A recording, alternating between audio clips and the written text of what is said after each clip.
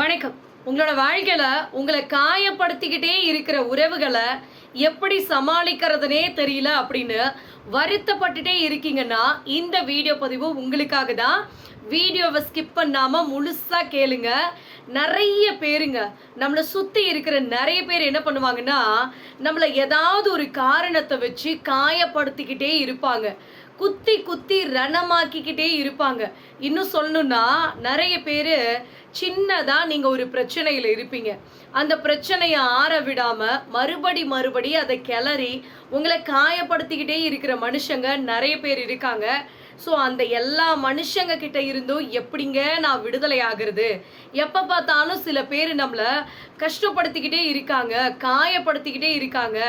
காயம் அப்பதான் ஆறுற மாதிரி இருக்கும், மறுபடியும் அதை நோண்டி விட்டுட்டே இருக்காங்க அப்படின்னு உங்க மனசுக்குள்ள அவ்வளோ ஆதங்கம் இருக்கிறது எனக்கு நல்லாவே தெரியுதுங்க. ஆனால் ஒரு விஷயத்த மறக்காம ஞாபகம் வச்சுக்கோங்க. நம்மளை சுற்றி இருக்கிற இந்த உலகம் என்ன பண்ணுன்னா, நம்மளோட காயத்துக்கு மருந்து போடுங்க. என்ன பண்ணோம், நாம் ஏதாவது ஒரு கஷ்டத்தில் இருக்கோம், ஏதாவது ஒரு பிரச்சனைன்னு சொல்கிறோன்னா அந்த பிரச்சனைய ஆறுதல் சொல்கிற மாதிரி, நம்மளுக்கு கஷ்டத்தை சரி பண்ணுற மாதிரி சில உறவுகள் நம்ம காயத்துக்கு மருந்து போடுவாங்க. ஆனால் நம்மளை சுற்றி இருக்கிற அதே உறவுகள் என்ன பண்ணுவாங்கன்னா, நம்மளை காயப்படுத்தாமல் மட்டும் இருக்கவே மாட்டாங்க. இது கேஷுவலாக எல்லாருடைய இயல்புன்னு வச்சுக்கோங்களேன். ஸோ எல்லாரும் அப்படின்னா நம்மளை சுற்றி இருக்கிற எல்லாரையும் நான் சொல்ல கிடையாதுங்க. சில பேருக்கு அதுதான் பொழப்பே. ஸோ நம்ம நல்லா இருக்கோம், ஹாப்பியாக இருக்கோம் அப்படின்னா அவங்களால அதை ஏற்றுக்கவே முடியாது. அவங்க என்ன பண்ணுவாங்கன்னா, ஏதாவது ஒரு விஷயத்த சொல்லி உங்கள் மனசை கஷ்டப்படுத்திக்கிட்டே இருப்பாங்க. நீங்கள் என்ன பண்ணணும், ஒரே ஒரு வேலையை மட்டும் பண்ணுங்க. உங்கள் மனசுக்குள்ள காயங்கள் இருக்குது அப்படின்னா அதை அடுத்தவங்க கிட்ட ஷேர் பண்ணீங்க அப்படின்னா தான் அவங்க அந்த காயத்தை பெருசாக்குவாங்க. யாருக்கிட்டையுமே எதையுமே சொல்லாமல் அமைதியாக இருங்க. உங்களுக்கு கடவுள் நம்பிக்கை இருக்குது அப்படின்னா உங்களுக்கு பிடிச்ச கடவுள்கிட்ட மட்டும் உங்களுடைய பிரார்த்தனையை வைங்க.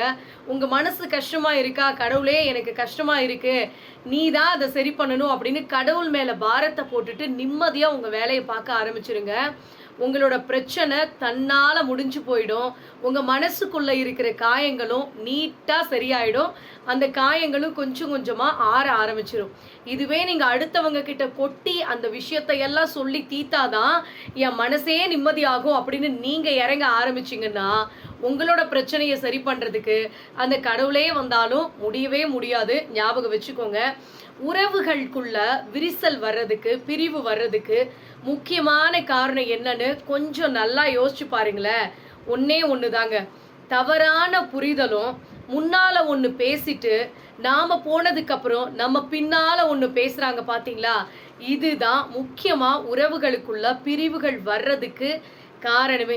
ஸோ தயவு செஞ்சு சொல்கிறேன், உங்களுக்கு பிடிச்ச உறவுகளை நீங்கள் மிஸ் பண்ணாமல் இருக்கணும் அப்படின்னா தயவு செஞ்சு முன்னால் ஒன்று பின்னால் ஒன்று பேசாதீங்க. நீங்கள் பின்னால் பேசுறது அவங்க காதில் கேட்டாங்கன்னு வச்சுக்கோங்களேன், கண்டிப்பாக உறவுகள் அப்படியே சுக்கு நூறாக கண்ணாடி மாதிரி உடஞ்சி போயிடும். ஞாபகம் வச்சுக்கோங்க. நம்ம வாழ்க்கையில் நமக்கு உந்தி தள்ளி விடுறதுக்கு ஆள் இருந்துச்சுன்னு வச்சுக்கோங்களேன், ஊர்க்குருவி கூட பருந்தாகலாங்க.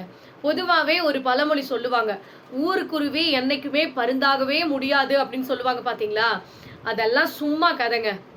நம்மளோட வாழ்க்கையில் நமக்கு சப்போர்ட்டிவாக யாராவது இருந்துட்டாங்கன்னு வச்சுக்கோங்களேன், கண்டிப்பாக சொல்கிறேன், முடியாதுன்னு யார் சொல்கிறாங்களோ அது அத்தனையும் முடிச்சு காட்டுற அளவுக்கு திறமை நம்மளுக்கு வந்துருங்க.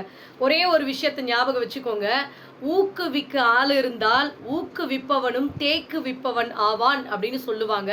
ஸோ உங்களோட வாழ்க்கையில் யாராவது ஒருத்தர் உங்களுக்கு நல்லா என்கரேஜ் பண்ணுறதுக்கு இருக்காங்க, நம்மளை தட்டி கொடுக்கறதுக்கு இருக்காங்க அப்படின்னா தயவு செஞ்சு சொல்கிறேன், அவங்கெல்லாம் உங்களுக்கு கிடைச்ச மிகப்பெரிய பொக்கிஷம்.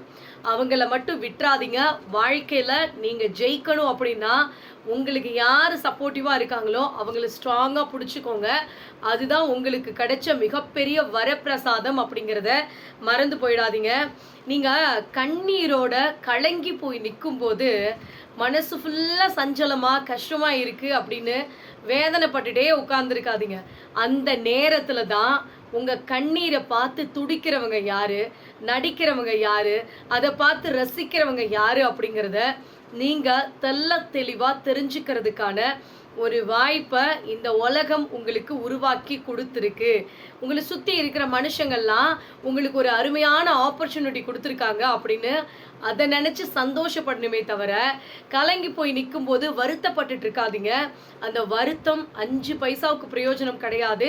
கஷ்டமாக தான் இருக்கும். சில சூழ்நிலையை நம்மளால் சமாளிக்கவே முடியாது. என்னடா இது லைஃப் அப்படின்னு தோணும். ஆனாலும் சொல்கிறேங்க, அந்த மாதிரியான சூழ்நிலையில் கொஞ்சம் தைரியமாக இருங்க, தன்னம்பிக்கையோடு இருங்க, எல்லாமே சரியாக போயிடுங்க. ஸோ எந்த பிரச்சனையுமே நம்மளோட வாழ்க்கையில் நிரந்தரமே கிடையாது.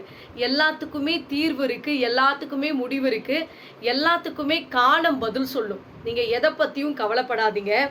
மறைச்சி பேசுகிறவன் இருக்கான் பார்த்தீங்களா, இந்த உலகத்தில் ஒன்று மனசில் ஒன்று வச்சுக்கிட்டு வெளியில் ஒன்று பேசுகிறவங்க, உள்ளே இருக்கிறத வெளிப்படையாக பேசாமல் மறைச்சு பேசுகிறாங்க பார்த்தீங்களா, அந்த மனுஷங்க தான் நல்லவங்களாகவும் மனசில் பட்டதை பேசுகிறவங்க கெட்டவங்களாகவும் சித்தரிக்கப்படுகிறார்கள். இன்னைக்கு இருக்கிற உலகத்தில் அதுதாங்க உண்மை. நீங்கள் வேணால் யோசிச்சு பாருங்கள், மனசில் இருக்கிறத அப்படியே பேசி பாருங்களேன். உங்கள் கூட சில உறவுகள் நிலைக்கவே நிலைக்காது.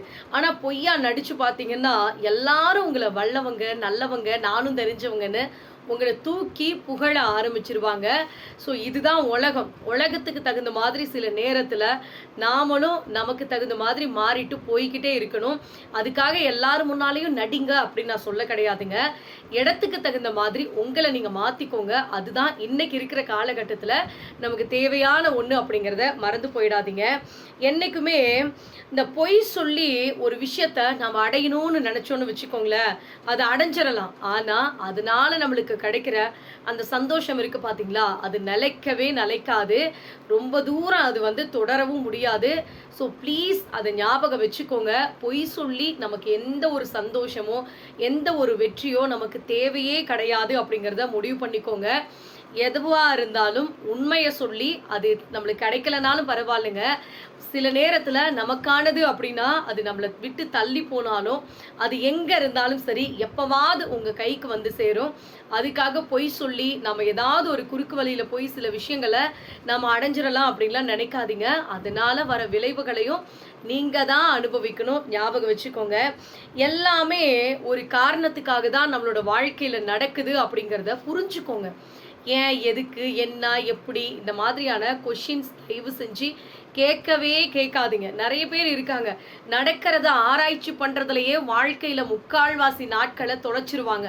ஒரு பிரச்சனை நடக்குது அப்படின்னா இது ஏன் நடக்குது, எதுக்கு நடக்குது, எப்படி வந்துச்சு, ஆராய்ச்சி பண்ணலாம், தப்பு கிடையாதுங்க. ஆனால் அதே பொழப்பாக இருந்தோன்னு வச்சுக்கோங்களேன், வாழ்க்கையில் நம்ம நிம்மதியை தொலைச்சிருவோம் அப்படிங்கிறத மறந்து போயிடாதீங்க.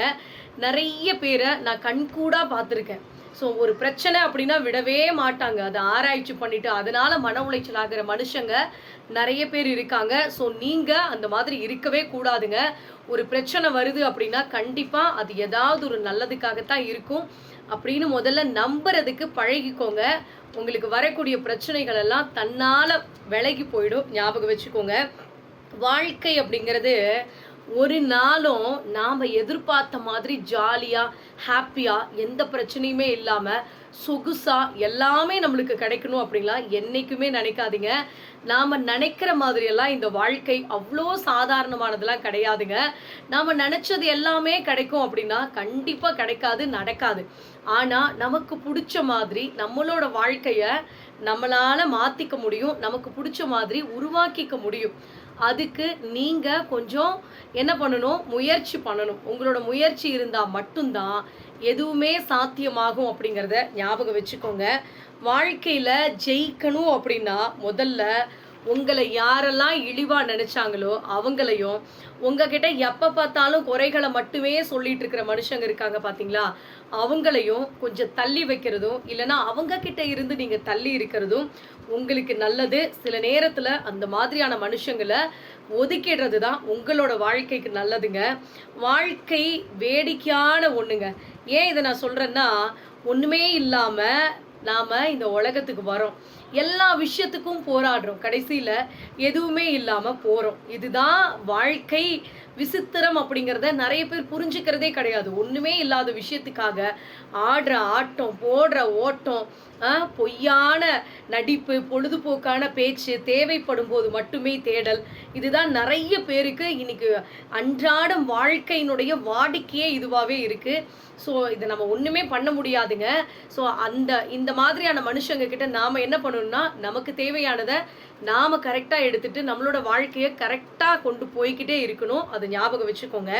இங்கே சமயத்துக்கு ஒரு பேச்சு, சந்தர்ப்பத்துக்கு ஒரு நடிப்பு நடிச்சுக்கிட்டு எல்லார்கிட்டையும் அப்படியே பொய்யா பழகிட்டு இருக்காங்க பார்த்தீங்களா? அந்த மாதிரியான மனுஷங்க கிட்ட சாவகாசம் வச்சிக்காம இருந்தீங்கன்னாவே உங்களோட வாழ்க்கையை நீங்கள் அழகாக கொண்டு போயிடலாங்க. அப்படி இல்லை அப்படின்னா நீங்கள் கஷ்டப்படுறதை யாராலையும் தடுக்க முடியாது. இதை நான் ஏன் உங்ககிட்ட சொல்கிறேன்னா, அவங்க சமயத்துக்கு ஒரு பேச்சு பேசுகிறாங்கன்னு உங்களுக்கும் தெரியும், ஆளுக்கு தகுந்த மாதிரி நடிப்பு நடிக்கிறாங்கன்னு தெரியும். ஆனால் நம்ம கிட்டலாம் அப்படி இருக்க மாட்டாங்க அப்படின்னு நீங்கள் நினைக்கிறீங்க பார்த்தீங்களா? அங்கே தான் நீங்கள் தப்பு பண்ணுறீங்க. ஸோ ஒரு சில பேர் சில பேர்கிட்ட தான் அந்த மாதிரி இருப்பாங்கலாம் நினைக்காதீங்க. எல்லார்கிட்டையும் அந்த மாதிரி நடந்துக்கிறவங்க நாளைக்கு உங்ககிட்ட கண்டிப்பாக நடந்துக்கிறதுக்கு வாய்ப்பு இருக்குது. ஸோ நீங்கள் தான் கேர்ஃபுல்லாக நடந்துக்கணுங்க. என்றைக்குமே வாய் தவறி வரக்கூடிய அந்த வார்த்தைகளும் கை தவறி விழக்கூடிய கண்ணாடியை விட கூர்மையான ஒன்று. ஸோ எந்த இடத்துல எப்படி பேசணும் அப்படிங்கிறத விட எந்த இடத்துல நம்ம எப்படி பேசக்கூடாது அப்படிங்கிறதுல ரொம்ப ரொம்ப கவனமாக இருக்கணுங்க. ஸோ ஞாபகம் வச்சுக்கோங்க, ஒரு தடவை நம்ம பேசக்கூடிய அந்த வார்த்தை ஒருத்தவங்க மனசை காயப்படுத்திருச்சு அப்படின்னா மறுபடியும் அந்த காயத்தை நம்ம சரி பண்ணுறது கஷ்டமான விஷயம் அப்படிங்கிறத தெரிஞ்சுக்கோங்க. அளவுக்கு அதிகமாக அன்பு செலுத்துகிறோம் பார்த்தீங்களா அடுத்தவங்க மேலே, அந்த அன்பு மட்டும் நம்மளை முட்டாள்தனமாக மாற்றுறது கிடையாதுங்க. சிலர் மேலே நாம் வைக்கக்கூடிய கண்மூடித்தனமான நம்பிக்கை இருக்குது பார்த்தீங்களா, அந்த நம்பிக்கை கூட சில நேரத்தில் நம்மளை ஏமாளியாக மாற்றி ஒன்றுமே இல்லாத மனுஷங்களாக உட்கார வச்சிரும். ஸோ ஜாக்கிரதையாக இருந்துக்கோங்க.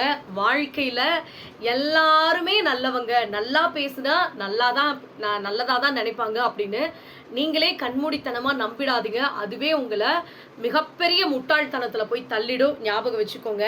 இங்கே வேஷம் இருக்குது பார்த்தீங்களா, இந்த உலகத்தில் மனுஷங்க போடக்கூடிய வேஷங்கள் நம்பப்படும், பாசம் நாசமாக்கப்படும், நேர்மை கண்டிக்கப்படும், ஆனால் குற்றம் மட்டும் கொண்டாடப்படும். இதுதான் இன்னைக்கு இருக்கிற உலகத்தில் நிதர்சனமான உண்மைங்க.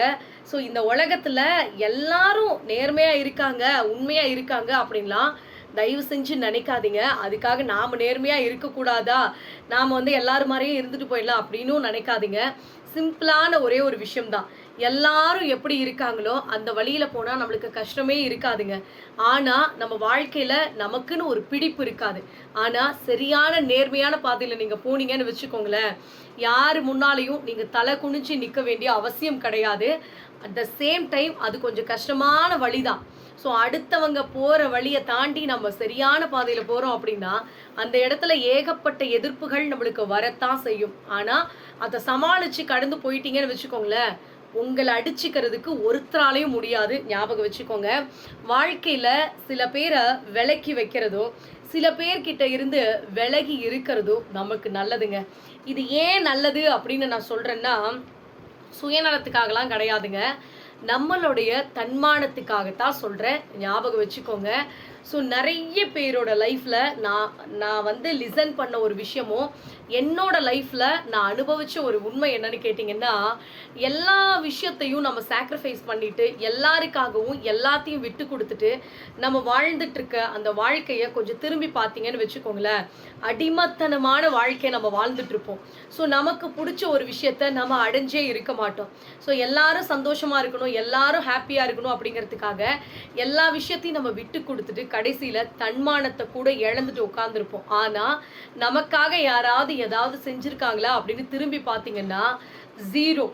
ஒருத்தங்களும் ஒன்றும் செஞ்சுருக்க மாட்டாங்க. இங்கே அவங்கவுங்களோட வாழ்க்கையை பார்க்குறதுக்கே அவங்களுக்கு நேரம் பத்தாது. ஸோ அதில் உங்களோட வாழ்க்கையை சரி பண்ணுறதுக்கெலாம் யாருக்கும் நேரம் கிடையாதுங்க. ஸோ நல்லா ஞாபகம் வச்சுக்கோங்க. உங்களுக்கு கிடைச்சிருக்க வாழ்க்கையை நீங்கள் தான் கரெக்டாக பயன்படுத்திட்டு உங்களுக்கு பிடிச்ச மாதிரி உங்களோட வாழ்க்கையை அழகாக கொண்டு போங்க. வாழ்க்கை அப்படிங்கிறது இத்தோட முடிஞ்சு போகலைங்க. இன்னையிலேருந்து ஆரம்பிச்சிங்கன்னா கூட உங்களுக்கு பிடிச்ச மாதிரி சந்தோஷமான வாழ்க்கையை நீங்கள் வாழ ஆரம்பிச்சிடலாம். ஸோ இந்த வீடியோ பதிவு கண்டிப்பாக உங்களுக்கு பயனுள்ளதாக இருக்கும் நம்புகிறேன். அப்படி இருந்துச்சுன்னா லைக் பண்ணுங்கள், ஷேர் பண்ணுங்கள், கமெண்ட் பண்ணுங்கள், மறக்காமல் சப்ஸ்கிரைப் பண்ணுங்கள். நன்றி, வணக்கம்.